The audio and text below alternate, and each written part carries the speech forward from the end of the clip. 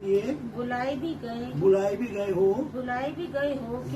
क्योंकि मसीह भी तुम्हारे लिए दुख उठाकर तुम्हें एक आदर्श दे गया है कि तुम भी उसके चिन्ह पर चलो। उसके क्या करो?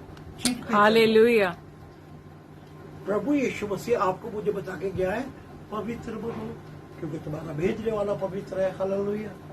वो एक चिन्ह दे गया है, अपना एक नमूना हमारे बीच में दे के गया है कि जैसा मैं हूँ वैसे तुम भी बनो। मैं शुद्ध हूँ, तुम भी शुद्ध हो। मैं पवित्र हूँ, तुम भी पवित्र हो। जी हाँ, आगे।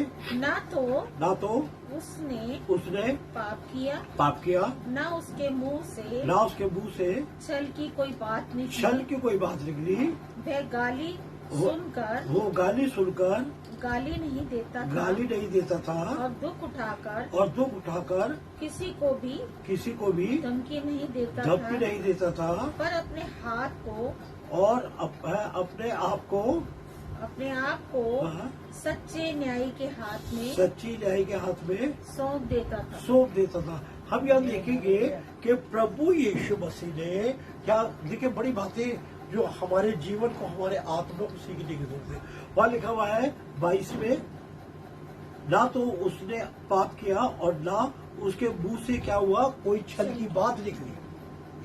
ये हमारे जीवन में सीखने की बात है। हमारे मुंह से कोई छल की बात तो नहीं निकल रही है, हमारे मुंह से कोई पाप की बात तो निकल रही है, हमारे मुंह से कभी किसी को कोई बुराई तो नहीं निकल रही है। इस जीवन में प्रभु के वचन को अगर हमने सिर्फ सुना और अपने जीवन को नहीं बदला तो हमारा जीवन व्यर्थ है। क्योंकि प्रभु यीशु मसीह कह रहा है, मैं अपने पिता के सामने साफ इनकार कर दूंगा। और जो लोग कहेंगे कि आए प्रभु यीशु मसीह, हमने तेरे नाम से दुष्ट आत्माएं नहीं निकाली, हमने तेरे नाम से लंगड़ों को चंगा नहीं करा, हमने अंधों को चंगा नहीं करा और ये नहीं करा, वो कह रहा है मैं तुम्हें नहीं जानता। समझ रहे आप? तो मेरे बहन भाइयों, बड़ा जरूरी है कि जीवन में जब हम वचन को सुनते हैं तो अपने जीवन को तिल तिल करके, मैं हमेशा ये बात बोलता हूँ, थोड़ा थोड़ा करके क्या करें, बदलना शुरू करें। हालेलुया। वचन हमने आज सुना है और बुराइयां हम बचपन से सुन रहे हैं, तो वो बुराइयां हमारे जीवन में से एक बार में नहीं निकलेगी। मगर ये जो आज वचन हमने सुना है, हमने इसका मनन करना है। हालेलुया।